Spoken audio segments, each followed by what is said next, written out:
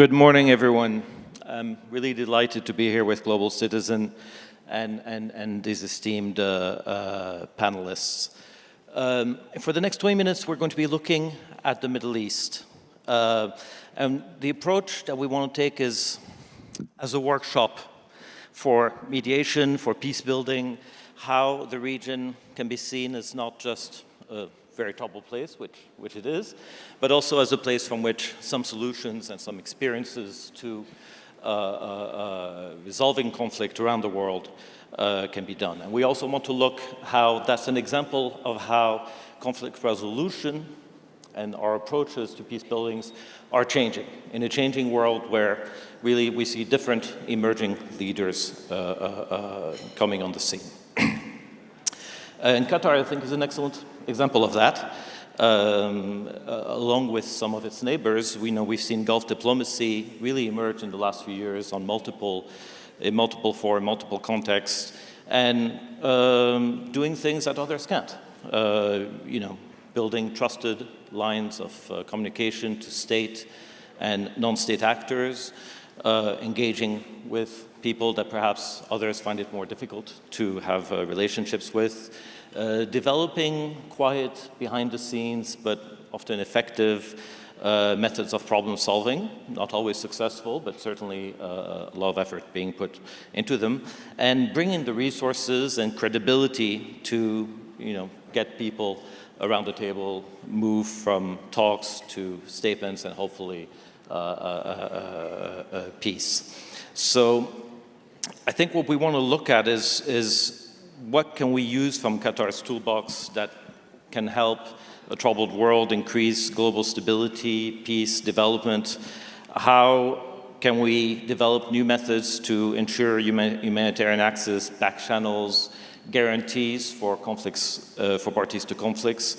And we also want to look at how we can strengthen the UN in its peace-building role and making use of its neutrality, its ability to engage with 193 member states around the world. If I may start with Dr. Majed. And obviously Qatar has been in the news a lot in the last few months, in the last few weeks especially. But if we could zoom out a little bit and understand better your country's role. You have emerged as a key diplomatic actor. I think you were telling me earlier, a few minutes ago, that you're involved in 12 distinct mediation efforts around the world. What brought you to embrace this vocation? What is the strategic, historic, ideological factors that have led Qatar to take up such a task and obviously run with the risks that come with it? Thank you, Issandr. Of course, to give you just an idea of what we're talking about here, Qatar is a very small geographically country that is home to 3 million people. 10% of these 3 million people are Qataris. 90% of our population are from 180 different nationalities who live in Qatar. So when we talk about talking to the world, we have the world in Qatar, and therefore it's easier for us to imagine the different cultural, social, political baggage that comes with every community, how to make sure that they live in peaceful coexistence, different religions, different backgrounds, what have you. And the GCC as a region has always had that complexity within its mix. But if we go back even to the founding of the state in Qatar, there was always a focus on Qatar being a haven for the oppressed. If you go back to the poetry of our founder, he described Qatar as the Mecca of the oppressed, Ka'bat al-Madhum, right? If you go to the way the state was founded, it was founded through a balancing act of bigger players in the region, hegemonic players in the region, who had bigger geographic spans, who had bigger militaries, who had bigger economies, but Qatar was always able to balance between all of these different players, work with them, prove its utility, prove its worth in the region and beyond. And starting with the mid-90s, I mean, you can go back to 1962 when the Evian Accords were signed between the Algerians and the French and the residents of the Qatari Emir at the time in Geneva. But especially since mid-90s, there was a decision taken that Qatar would go beyond its region, beyond its neighborhood, beyond its direct involvement in the conflicts that are next door, to being an international mediator. And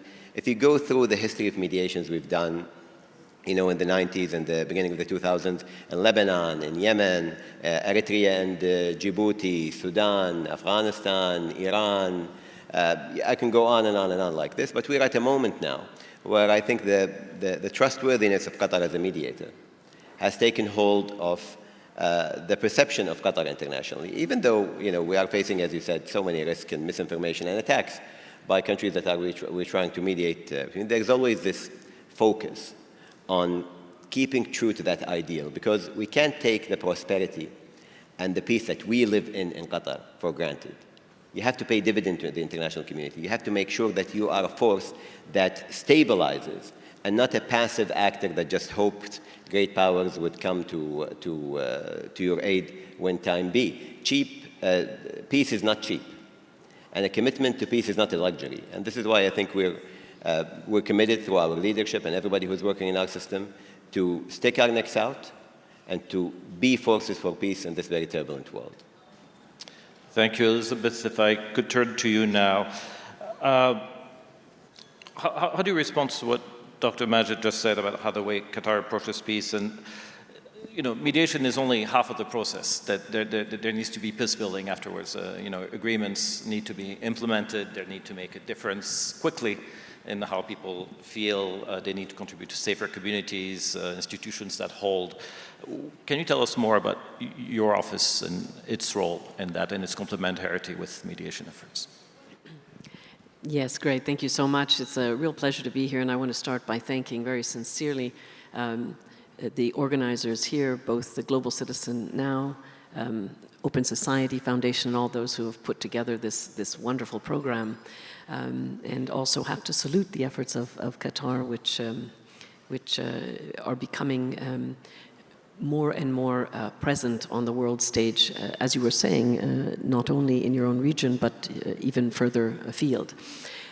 I represent the peace-building support side of the United Nations. And we feel that this area of work is an extremely important complement, if you will, to the mediation work of our own organization, the United Nations, but also of other mediators, including certainly Qatar.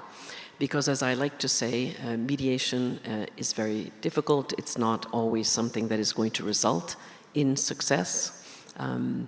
But when the ink is dry on an agreement is when I think the really tough work starts, because you need to make sure that that agreement, that's successful mediation, that it can be implemented and that it will be sustainable.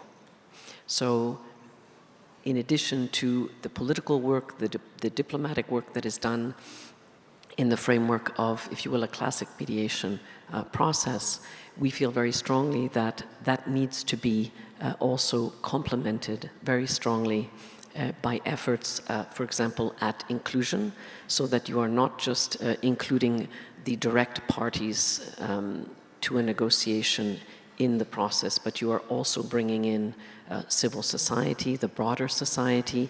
That's extremely important because you need the commitment and the buy-in of broader society. First of all, I believe for the legitimacy of any mediation outcome, but also for its sustainability.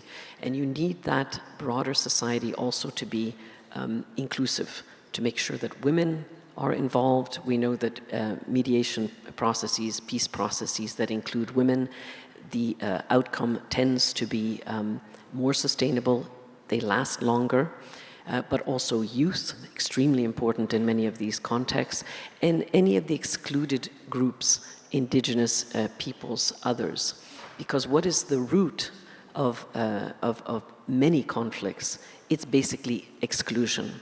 And so what peacebuilding is doing is it's bringing a range of tools, and you alluded to that, Doctor, beyond the political. It brings a range of tools to work on the root causes of conflict. So looking at the economic causes, political, cultural, social.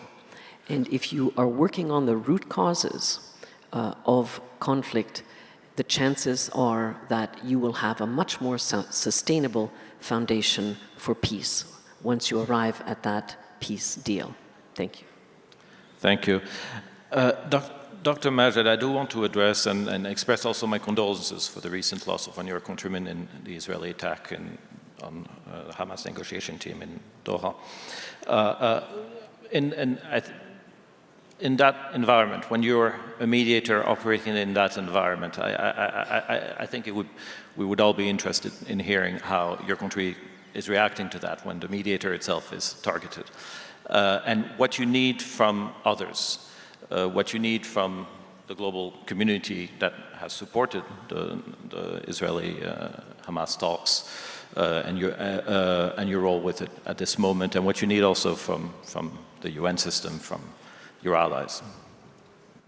Well, I mean, obviously what happened on the 9th of September goes beyond our wildest imaginations on the risks that come with being peace facilitators and mediators. Throughout our history in various mediations, we have had misinformation campaigns, we have had PR initiatives targeted at us in different ways and means. We have had a selective amnesia when it comes to our role in peace building, but never have we become on the receiving end of a military attack, a military strike, ordered by a prime minister who is actively engaging in talks in my country. You know, the bombing took place in a residential neighborhood that houses 5,000 of my people, 13 embassies and diplomatic missions, a number of international schools, by the way, including an American school where students had to shelter in place. Imagine this. American students had to shelter in place because of an Israeli attack on their neighborhood, right? That was a watershed moment in Qatar. It's a moment where threat perception changed completely in the region. The Gulf has never seen Israel as a security threat. But starting from that point, it is now a security threat to the security of the region and to the security of our countries and security of my daughters and my family. So how do we come back from that to becoming mediators? Well, first of all, we never stopped. You know, you just listened to Vice President Marquez here, and this whole, we were at the same time hosting, literally on the 9th of September, the Colombian delegation arrived in Doha for the first round of talks between the government of Colombia and the Gaetanista, self-proclaimed Colombian army, in the mediation that we are doing over there. We were able to bring Paul and Barbie Reynolds, the elderly couple in Afghanistan, back home to their family just days after this attack happened. And we are involved in countless mediations as we speak right now. The talks in the UN right now for our teams, most of it are around these mediations and peace facilitation attempts that we are doing. So we never stopped. And there are a couple of lessons to be learned from that. One is you never back down. If you back down, you're sending a message to the whole international community that peace doesn't work, mediation doesn't work, peace facilitation doesn't work. You need to stand your ground. There are bullies that will try to sabotage any chance for peace for their own political gain, for their own political agendas. But you need to be there and you need to make sure that you don't back down. And then it's the human stories. You know, I know the story of Barbie and Paul. I know the stories of a lot of the hostages who came out, the 148 hostages who came out of Gaza. I know the stories personally of people living in Gaza because within our system, human story is paramount. The mediation we're doing between Russia and Ukraine to unify those children who were misplaced as a result of the war, Ukrainian and Russian children, that brought more than 107 children back to their families. It's case by case on every human story that goes on in each of them. If you don't have that perception, that viewpoint of the human story being the most important thing within this whole process, you just lose perspective and you become one of these cogs in the machine of international politics. And finally, I do believe, as our Prime Minister says, Qatar does not claim to have all the answers, but we provide the platform to create them. We provide the platform for others to come and decide on their own to choose peace, and we facilitate that. And that is an important platform to have in the world today. You know, we're working very closely with the United Nations, and the ASG alluded to that a minute ago. when we start signing these deals, this is when the work really begins. And this is where the importance of agencies and offices like the ASG's office over here to come in and to build on that and to continue doing it, you know, in contexts like Colombia, like Russia, Ukraine, like DRC, Rwanda, which we are very much involved in. We appreciate the role of the international community and the solidarity and the peace consortiums built around peace. Thank you. Elizabeth, I mean,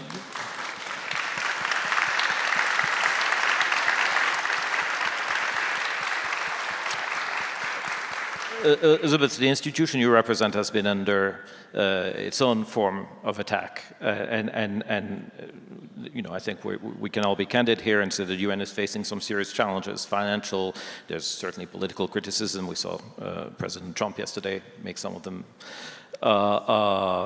What do you say to those to say that the UN's time has passed, that it's no longer relevant, and where do you see its role going forward in a world that's not the same than the one even a decade ago? No, great. Thank you very much. I see we're running out of time, so this is rather unfortunate. But let me say that for those who say that the UN's time has passed, I would vehemently disagree. I think that if we didn't have a United Nations today, we would need to create one.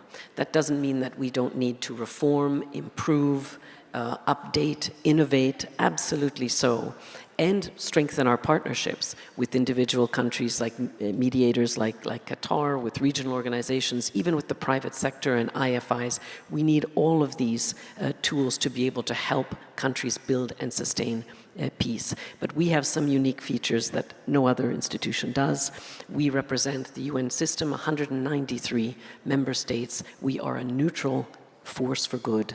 And I do believe that we still retain the trust and the hope of many people around the world. We also have an unmatched breadth and depth of expertise across the range of preventive diplomacy, peacemaking, and peace-building tools that we can bring to bear. And this is where what the doctor was saying in terms of complementarity and working together is so important. There's no one size fits all. There's no one ideal mediator. The UN does not pretend to be the only game in town, but we have tools that can complement those of others, and not all tools are appropriate, or not all mediators are welcomed in all places. We all have a place, we all have a role, but what we do need is to learn more from each other, definitely, exchange best practices across the range of mediation and peace-building actors, and also coordinate much better amongst ourselves, frankly, because sometimes there are too many mediators in a given conflict context, and they actually compete against each other and perhaps do more harm than they do good. So there's a lot of things we need to improve, but I believe firmly in the United Nations. I know our member states do. I think this week is an opportunity for all our member states to recommit to multilateralism as embodied by the UN, but also to improving, strengthening, and revitalizing that multilateralism, particularly in the areas of peace and security. Thank you.